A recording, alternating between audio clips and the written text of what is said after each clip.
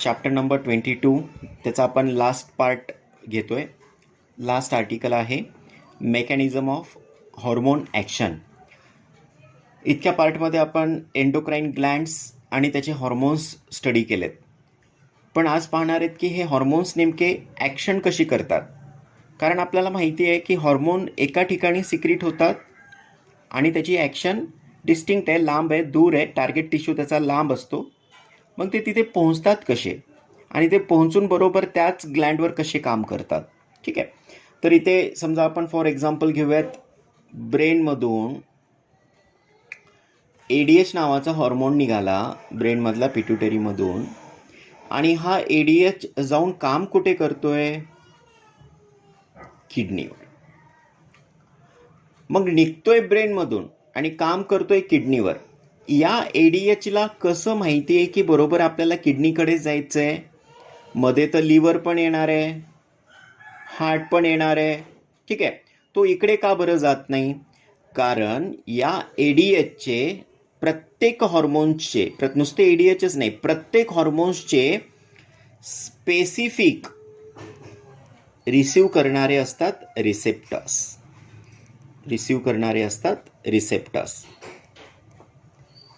ठीक आहे. रिसीव्ह करणारे काय असतात? रिसेप्टर. म्हणजे ADHचा रिसेप्टर कुठे असला पाहिजे? लिव्हरवर आणि हार्टवर नाही. त्याचे रिसेप्टर्स कुठे असले पाहिजे? किडनीवर. मग हे ADH ब्रेनमधून जरी निघाला तरी त्याला माहिती आहे की आपले रिसेप्टर्स कुठे आहेत? किडनीवर. बरोबर तो ADH कुठे जाऊन काम करणार आहे? किडनीवर जाऊन काम करणार आहे. ठीक आहे. असे प्रत्येक हॉर्मोन्सचे असे स्पेसिफिक काय असतात? रिसेप्टर्स असतात. रिसेप्टर काय आहे? एक स्पेसिफिक प्रोटीन आहे, एक प्रोटीन आहे. ठीक आहे. तर असे स्पेसिफिक रिसेप्टर्स असतात कोणाचे? हॉर्मोन्सचे. आता हे रिसेप्टर्स जेव्हा जाऊन काम करत असतात, या रिसेप्टर्सचे जेव्हा या हॉर्मोन जेव्हा या रिसेप्टरला बाइंड होतो, हॉर्मोन जेव्हा या रिसेप्टरला बाइंड होतो, आता हा ADH आलाय आणि ADH येऊन या इथल्या रिसेप्टर्सला काय झालेला आहे? तो बाइंड झालेला आहे. हे मी राऊंड काढलंय, तो समजा तुम्ही काय पकडू शकता? ADH. आता हा हॉर्मोन झाला आणि हा रिसेप्टर झाला. इथे कॉम्प्लेक्स तयार झालेलं आहे. या कॉम्प्लेक्सला आपण काय म्हणणार आहेत? Hormone receptor complex. हे जेव्हा हॉर्मोन आणि रिसेप्टर बाइंड होतात, सोपं आहे नाव. हॉर्मोन आणि रिसेप्टर बाइंड झाले की त्याला आपण काय म्हणणार आहेत? Hormone receptor complex. Hormone receptor complex. ठीक आहे. प्रत्येक हॉर्मोनचे काय असतात? Specific receptor. रिसेप्टर काय आहेत? स्पेसिफिक प्रोटीन आहे. हॉर्मोन जेव्हा रिसेप्टरला बाइंड होतो तेव्हा आपल्याला काय म्हणायचं? त्याला हॉर्मोन रिसेप्टर कॉम्प्लेक्स. ठीक आहे. हे जे रिसेप्टर्स आहेत, आता समजा आपण नेफ्रॉन घेतला किंवा नेफ्रॉनचा सेल घेतला, किडनीमधला नेफ्रॉन, नेफ्रॉनमधला सेल, तर काही रिसेप्टर हे फक्त मेम्ब्रेनवरच येऊन ॲक्शन करतात. ही समजा मेम्ब्रेन आहे, तीच मेम्ब्रेनची आपली नेहमीचं स्ट्रक्चर. ठीक आहे. बायलिपिड. ठीक आहे. जे एक हेड आणि टेल वगैरे जो प्रकार आहे, ठीक आहे, सेम. तर इथे एकतर काही रिसेप्टर्स, काही हॉर्मोन्स येतात, हे रिसेप्टरवर जाऊन काम करतात, आणि काही हॉर्मोन्स हे सेलच्या आत येतात. ही आतली सेल आहे आणि सेलचा हा मेम्ब्रेन आहे. तर काही हॉर्मोन्स मेम्ब्रेनवर काम करतात आणि काही हॉर्मोन्स डायरेक्ट सेलच्या आत येऊन काम करतात. ठीक आहे.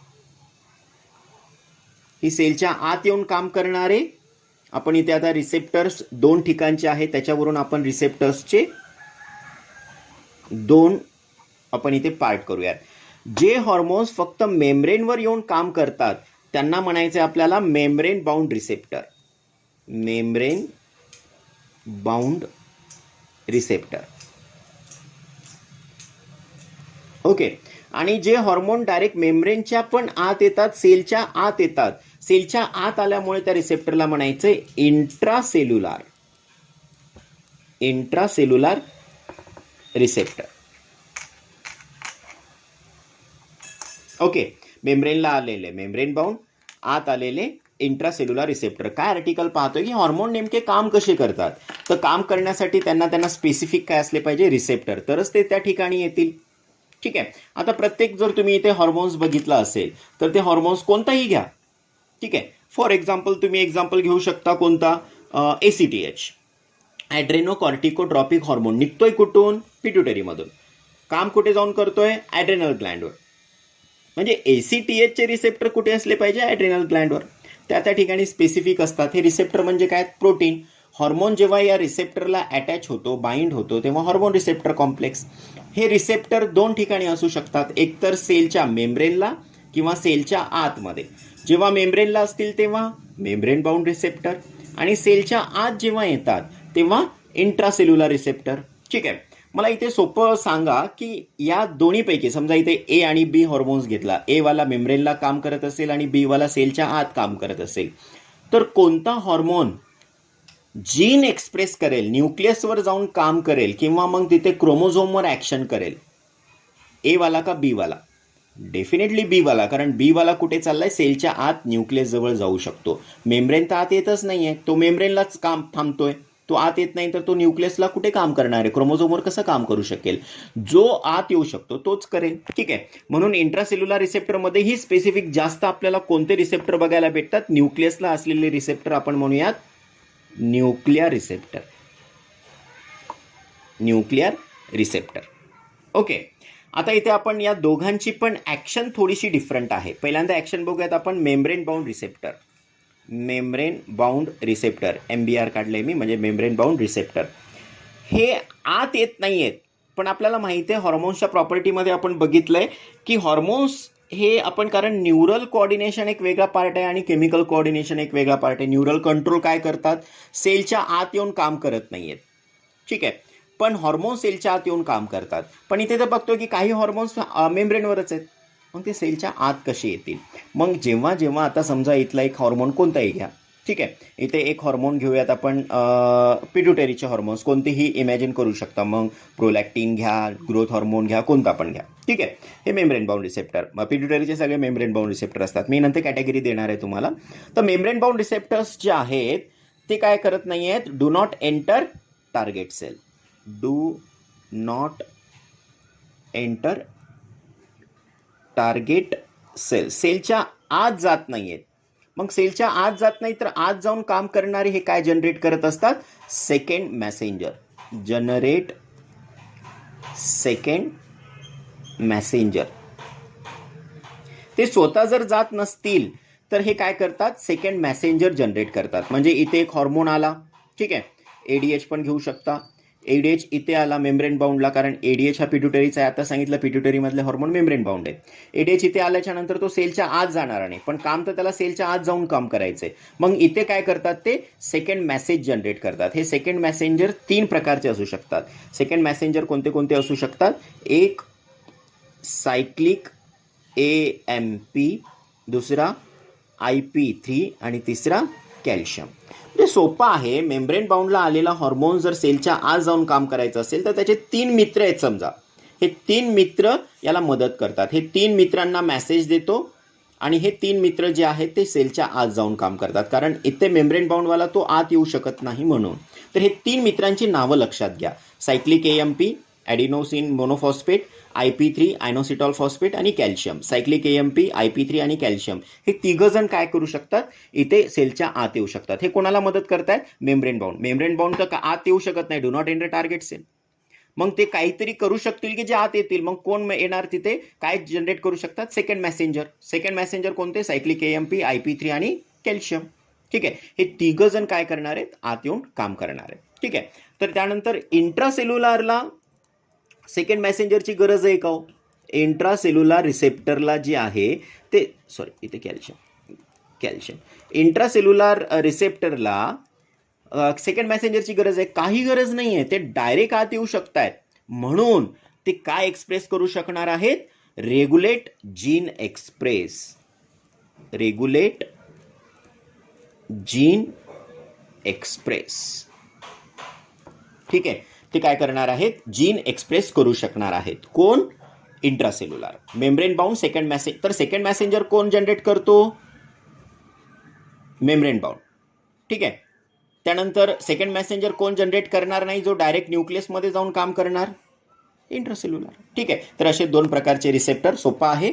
मेकॅनिझम कशी होते, स्पेसिफिक रिसेप्टर्समुळे. रिसेप्टर जेव्हा हॉर्मोनला अटॅच होतो, हॉर्मोन रिसेप्टर कॉम्प्लेक्स. रिसेप्टर दोन ठिकाणी असतात, मेम्ब्रेन बाउंड आणि इंट्रासेल्युलर. मेम्ब्रेन बाउंड काय जनरेट करणार, सेकंड मॅसेंजर. कोणते कोणते, सायक्लिक AMP, IP3 आणि कॅल्शियम. आणि इंट्रासेल्युलर डायरेक्ट आत येऊन काय एक्सप्रेस करणार, जीन एक्सप्रेस किंवा जिनोम एक्सप्रेस करणार. ठीक आहे. On the basis of chemical nature, त्याचा नेचर काय आहे, on the basis of chemical, on the basis of chemical nature हॉर्मोन्सला आपल्याला डिवाइड करायचं आहे. कोणता बेस पकडायचा आहे, केमिकल नेचरचा. तो कसा आहे, प्रोटीनवाला आहे किंवा पॉलीपेप्टाईड आहे, पॉलीपेप्टाईड म्हणा किंवा फक्त पेप्टाईड म्हणा किंवा प्रोटीन म्हणा. याच्या आधी आपण हॉर्मोन्स स्टडी करताना बघितलं की प्रोटीन हॉर्मोन आहे का, आयोडोथायरोनाईन आहे का, स्टिरॉइड आहे. याच्यावरून आपल्याला याचे टाईप्स करायचे आहे. त्याचा बेस काय आहे, स्टिरॉइड म्हणजे काय असणार आहे, त्याच्यामध्ये कोलेस्टेरॉल असेल. ठीक आहे. प्रोटीन म्हणजे काय आहे, ज्याच्यामध्ये खूप सारे अमायनो ॲसिड्स असतील. ठीक आहे, अमायनो ॲसिडची चेन असेल ते प्रोटीन. हॉर्मोन एखादा घेतला आणि त्याच्यामध्ये खूप सारे अमायनो ॲसिड घेतली तर कोणत्या कप्प्यामध्ये टाकून द्यायचं, ते प्रोटीन आहे, त्यालाच पॉलीपेप्टाईड किंवा पेप्टाईड म्हणा. ठीक आहे. यांच्यामध्ये कोणते कोणते हॉर्मोन्स येतात, याच्यामध्ये येणार पिट्युटरीचे हॉर्मोन्स. आता पिट्युटरीचे सगळे हॉर्मोन्स कसे येणार आहेत, पॉलीपेप्टाईड किंवा प्रोटीनियस. त्यानंतर पॅनक्रियाज. मी प्रत्येक हॉर्मोन्स लिहित नाही, काही NCERTमध्ये असे दिलेत, पण मी हिंट देतोय की कोणते हॉर्मोन्स तुम्हाला प्रोटीनियस असणार आहेत. पॅनक्रियाज पण आहे बघा, पिट्युटरी, पॅनक्रियाज कसे असणार, प्रोटीन किंवा पेप्टाईड किंवा पॉलीपेप्टाईड. तसेच हायपोथॅलॅमस. आता पॅनक्रियाचे कोणते हॉर्मोन्स बघितलेत, ग्लुकॅगॉन, इन्शुलिन, कसे असतील, प्रोटीन हॉर्मोन. पिट्युटरीचे कोणते, growth hormone, prolactin, TSH, ACTH, LH, FSH, हे कसे असणार, प्रोटीन असणार. हायपोथॅलॅमसचे हॉर्मोन्स आपण बघितलं, रिलीजिंग फॅक्टर, इनिबिटिंग फॅक्टर, ते कोणते असणार, प्रोटीनचे असणार. तर हे पहिला ग्रुप झाला. दुसरा ग्रुप स्टिरॉइड. स्टिरॉइडमध्ये सेक्स हॉर्मोन्स, S आणि S लक्षात घ्या, हिंट देतोय मी तुम्हाला. सेक्स हॉर्मोन्स म्हणजे गोनॅड्समधून निघणारे, टेस्टिस आणि ओव्हरीमधून निघणारे. टेस्टिसमधून निघणारा टेस्टोस्टेरॉन, ओव्हरीमधून निघणारा एस्ट्रोजन आणि प्रोजेस्टेरॉन, हे कशामध्ये येणार, स्टिरॉइडमध्ये. तसंच स्टिरॉइडचा अजून एक ग्रुप आपण बघितला, ॲड्रेनल ग्लँड. ॲड्रेनल ग्लँडमध्ये ही स्पेशल कोणता आहे, कॉर्टिसॉल. ठीक आहे, ग्लुकोकॉर्टिकॉइडमधला मेन कॉर्टिसॉल, हे कसं असेल, स्टिरॉइड. सेक्स हॉर्मोन सगळे, ॲड्रेनल ग्लँडचे हॉर्मोन स्टिरॉइड, पिट्युटरी, पॅनक्रियाज, हायपोथॅलॅमसचे हॉर्मोन प्रोटीन. त्यानंतर